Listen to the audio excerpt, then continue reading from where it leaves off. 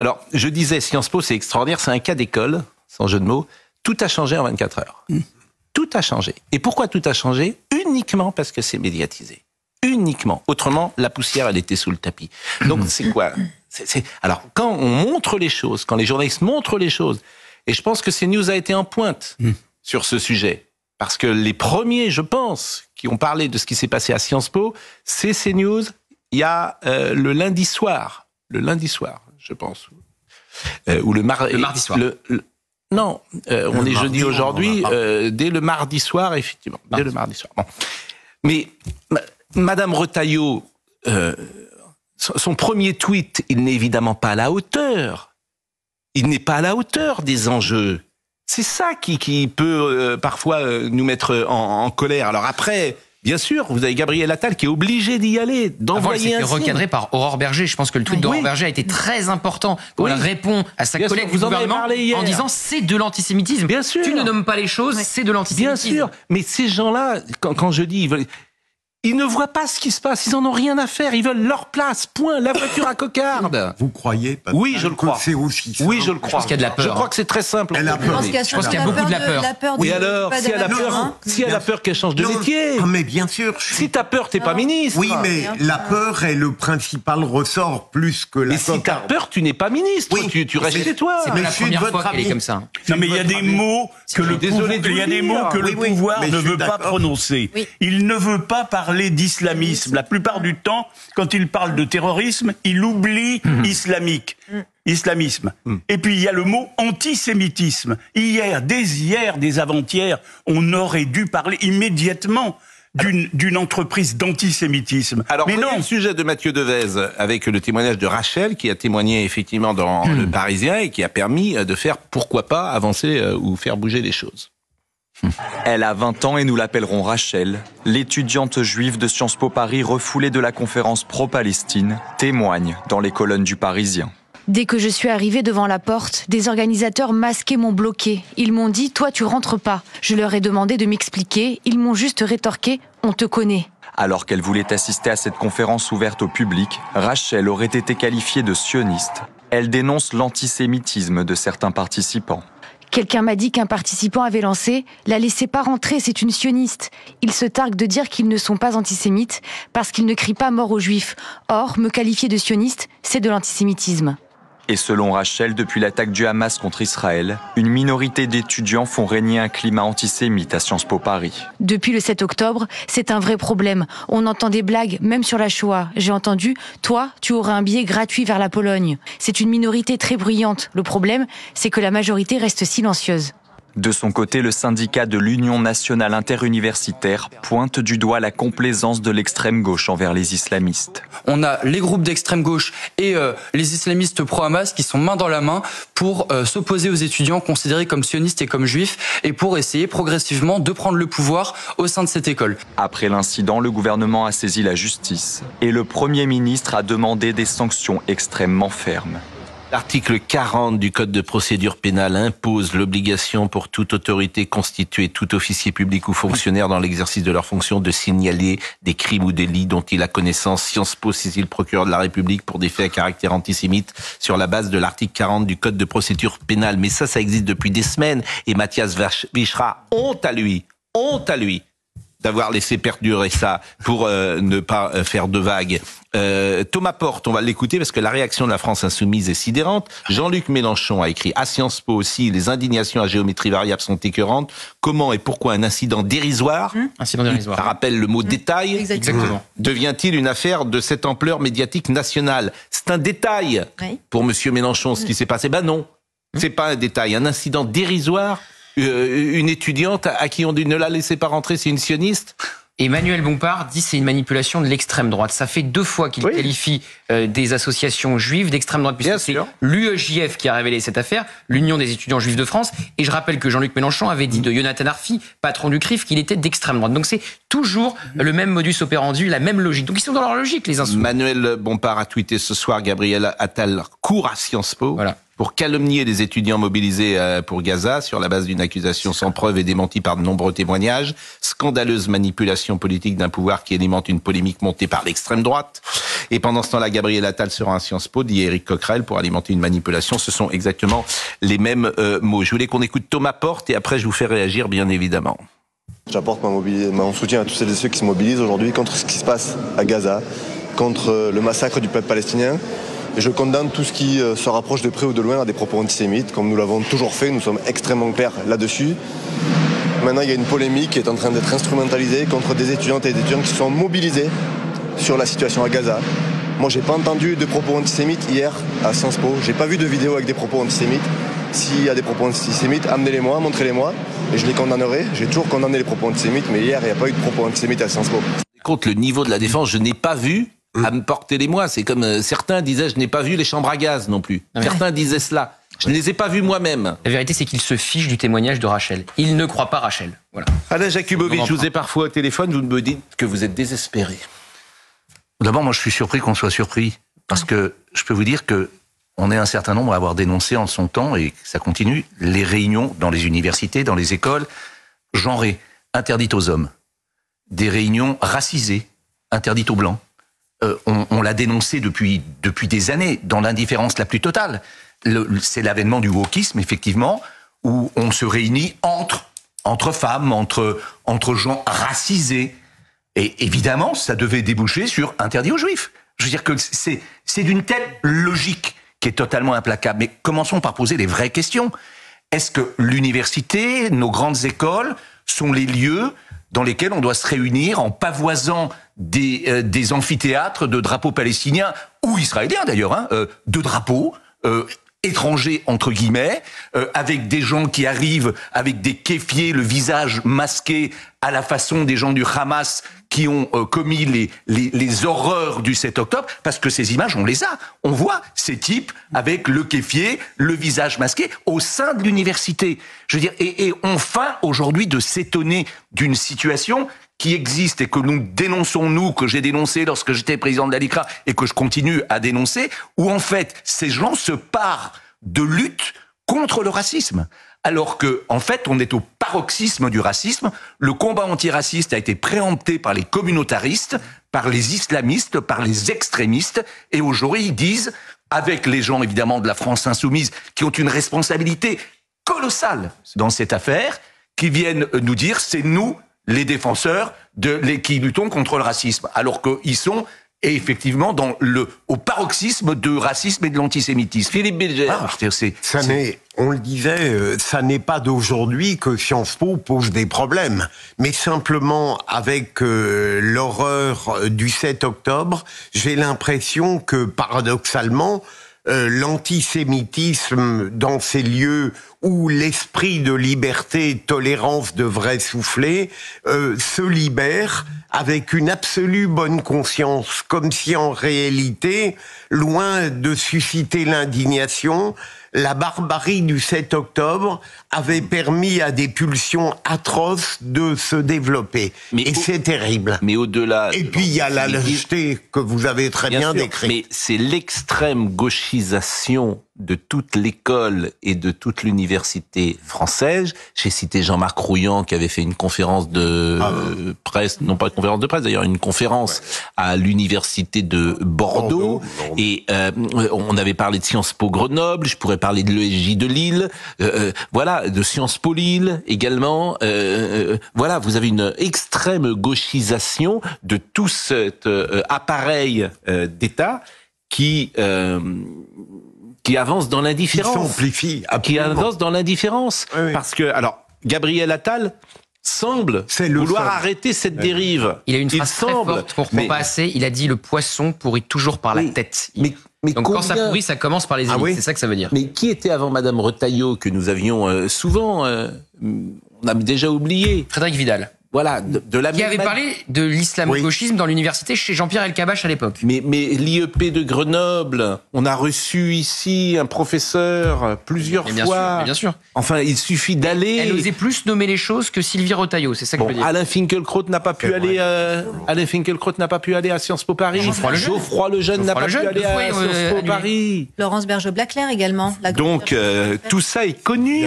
Donc faut vivre. Donc ces gens-là, les sanctions doivent être implacables. Et il faut ajouter quelque chose. Il se part d'un paravent qui est l'antisionisme. Il y a eu une époque, effectivement, moi je me souviens des années 70-80, où il y avait effectivement, y compris même dans la communauté juive, des gens qui disaient attention, etc.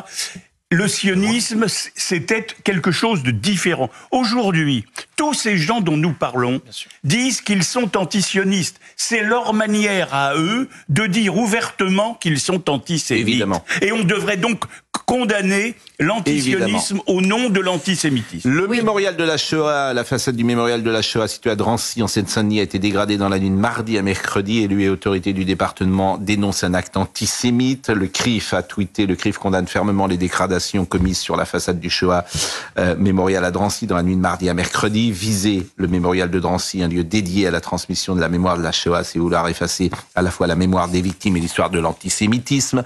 Vous pouvez voir également le tweet du préfet de Seine-Saint-Denis, Jacques Witowski, préfet de Seine-Saint-Denis, condamne avec fermeté les dégradations commises cette nuit sur la façade du mémorial de la Shoah à Drancy. Et puis, parallèlement, parce que tout ça est un climat, à Nantes, le drapeau palestinien, qui a été peint sans doute par des militants, la mairie de Nantes a décidé de ne pas le recouvrir. Elle n'a pas retiré, la mairie de Nantes ne compte pas effacer au regard de la situation humanitaire dramatique à Gaza. Donc vous avez, j'ai demandé ce matin à Madame Guimard, qui est la responsable de presse de Madame Roland, donc qui parle de cessez-le-feu. Madame Roland souhaite un cessez-le-feu avec le Hamas. Toujours intéressant. Emmanuel Macron aussi. Comme position. Il y a trêve et cessez-le-feu, c'est pas les mêmes mots, si vous me permettez. Emmanuel Macron utilise le terme de cessez-le-feu. Oui. Mais vous voulez pas que je finisse sur Nantes? Pardon, je vous parce que je donne la situation de Nantes. Pardon. Donc, je vous confirme qu'au regard de la situation humanitaire dramatique à Gaza, la mairie de Nantes a décidé de ne pas faire nettoyer à ce stade les marches de l'escalier de la butte Sainte-Anne. On en est là quand même dans ce pays. C'est-à-dire que vous avez un drapeau palestinien à Nantes et la mairie de Nantes dit c'est très bien. Par ailleurs, et cela me semble important de le préciser pour votre bonne information, la position de Johanna Roland est très claire et connue de tous. Elle a condamné sans réserve l'effroyable acte terroriste du Hamas le 7 octobre dernier. Le drapeau israélien a été projeté sur le théâtre Gralin. Position qu'elle a rappelée au conseil municipal du 13 octobre, s'inquiétant dès ce moment de la réponse du gouvernement israélien. Je le dis clairement, le déplacement de plus d'1 million de personnes entraînera une crise humanitaire terrible. À chaque cycle de violence, on s'éloigne un peu plus de la paix. C'était donc la position de Madame Roland. À l'occasion de ses vœux en janvier 2024, elle a déclaré la réponse du gouvernement israélien qui fait de Gaza un cimetière à ciel ouvert. Donc c'est une position très claire pro-palestinienne qu'elle prend. Elle a le droit d'ailleurs. Elle a le 6 mars redit que le massacre d'innocents devait cesser en soutenant la demande d'un cessez-le-feu immédiat. Enfin, elle a participé samedi à la manifestation pour demander un cessez-le-feu immédiat. 30 000 morts et la famine à Gaza sont les informations qui sont données par du Hamas, qu'elle reprend aussi. Le massacre des populations civiles doit cesser. Les otages doivent être libérés, dit-elle. Donc ça, c'est la position de la mairie de Nantes. Les chiffres qu'utilise le secrétaire général des Nations Unies également et sur la position du Hamas. Je ne suis que factuel, bien évidemment. Madame la maire de Nantes a le droit de défendre la position palestinienne dans ce conflit. Mais je voudrais simplement, au cœur de l'actualité du débat de la France insoumise, on a beaucoup dit que la France insoumise mettait une cible dans le dos de tous les juifs. Cet amalgame entre juifs, israéliens, sionistes, défenseurs de la politique de Netanyahou. Moi, il y a quelque chose qui m'a retourné le cœur et tant d'événements. C'est ces images que l'on a montrées dans les maisons des kibboutz qui ont été ravagées, de ces familles qui ont été massacrées, brûlées vives, etc. Il n'y a pas de voir les slogans et les affiches d'un mouvement qui s'appelle Shalom Arshav, qui veut dire la paix maintenant.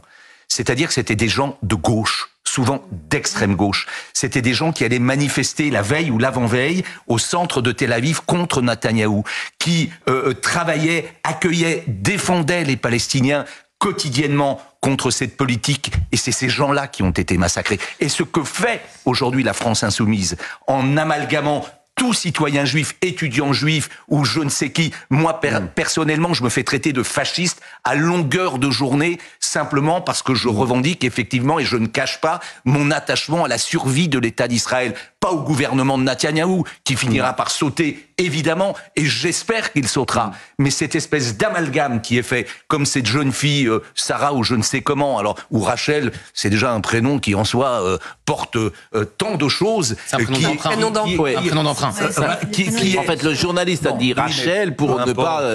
Mais peu importe, il s'appelle Hélène, Catherine, ou peu importe. Mais en fait, on lui met à elle cette cible dans le bien dos. sûr.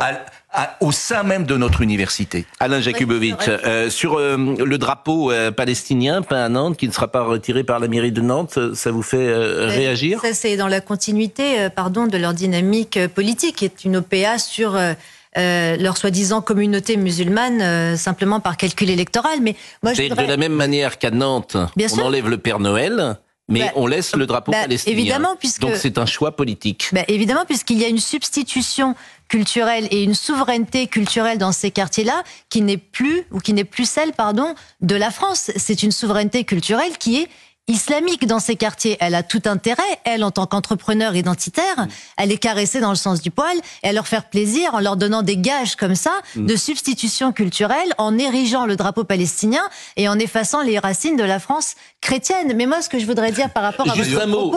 Jésus est né en Palestine, non? Juste un mot. Vous savez combien à Nantes Jean-Luc Mélenchon a fait au premier tour de la présidentielle? J'ai posé la question hier. 33%. Oui, 33%. Et à Rennes, Jean-Luc Mélenchon a fait 36%. Madame Roland, elle ne pense qu'à une chose, à sa réélection. Le drapeau palestinien dans Nantes, c'est sa réélection. Mais tout à fait. Point. Tout à fait. Donc après, chacun pense ce qu'il veut de ses calculs. Mais Jean-Luc Mélenchon a fait 33% dans Nantes au premier tour.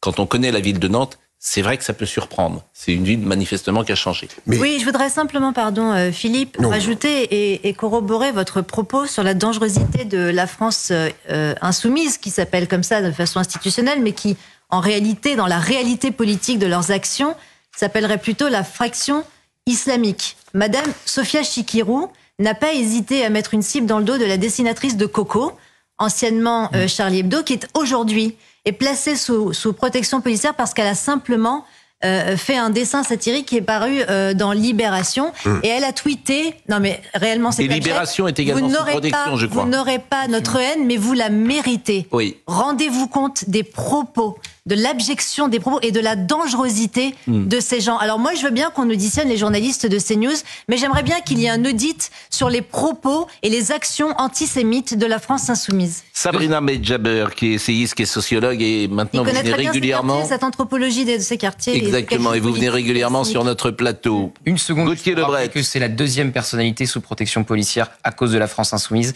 après le tweet de Jean-Luc Mélenchon contre Routel Krief. Voilà. Non mais vous avez parfaitement raison, et je crois que tout le journal Libération également... Absolument, information d'Europe 1 d'ailleurs, d'hier, Libération est placée sous protection policière suite à ce dessin et suite à la réaction de Sophia Chikirou.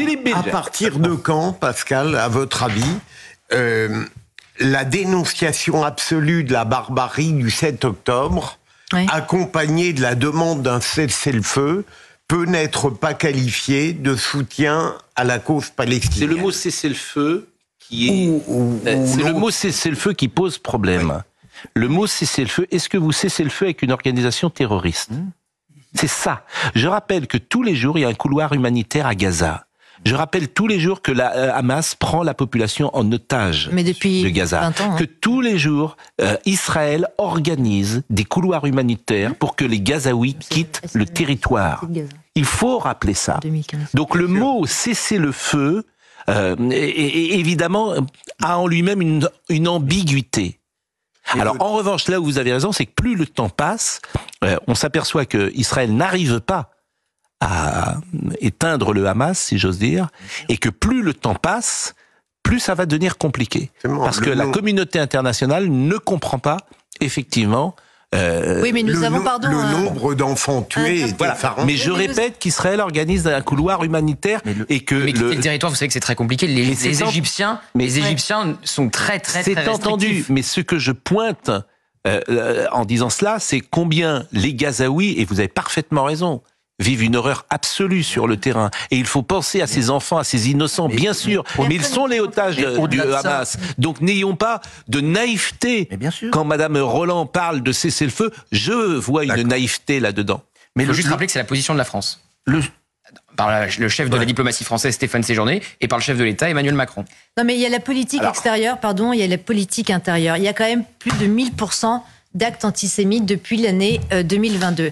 Et si vous voulez mettre une pierre d'achoppement, ici en France, eh bien, il faudrait que le président de la République française commence à accompagner les personnes de confession juive dans la souffrance lors de la marche contre l'antisémitisme. S'il n'y a pas cette valeur-là symbolique en tant que président de la République, garant de nos institutions et de nos principes, eh bien, mais c'est quand même laisser la porte ouverte à toutes les dérives culturelles. On va marquer une pause et on parlera avec Noémie Schulz d'un sujet qui nous intéresse, d'un autre sujet qui est le consentement.